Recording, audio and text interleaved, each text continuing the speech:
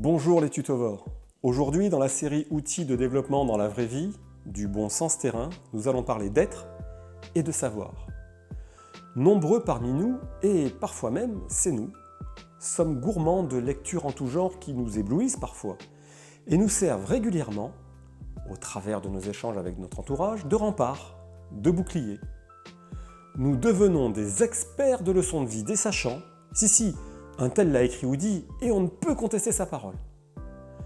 La référence externe devient la façon de vivre. Cependant, nous, où en sommes-nous par rapport à ces bons conseils?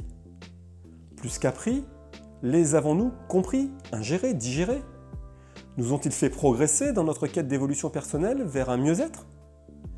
Que reste-t-il si on enlève ce masque de sachant? D'autres parmi nous sont, c'est-à-dire qu'ils agissent en conscience de qui ils sont, leur référence de vie et leur histoire, leurs expériences, avec souvent une connexion forte ou facile à leurs émotions. Ce que les autres pensent est une opportunité de progresser sur eux-mêmes. L'important est ce qu'ils pensent d'eux-mêmes par rapport à ce qu'ils vivent. Ils sont en général conscients de leurs forces et faiblesses et les assument.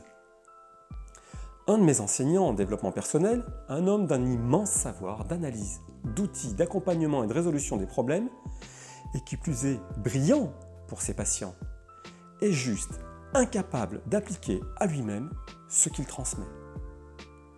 Bien sûr, ce n'est pas l'un ou l'autre. L'association du savoir au profit de l'être est le top de l'apprentissage du développement de chacun.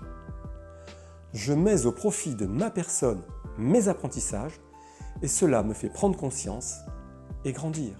Bref, s'éclairer soi-même afin de pouvoir ensuite éclairer les autres.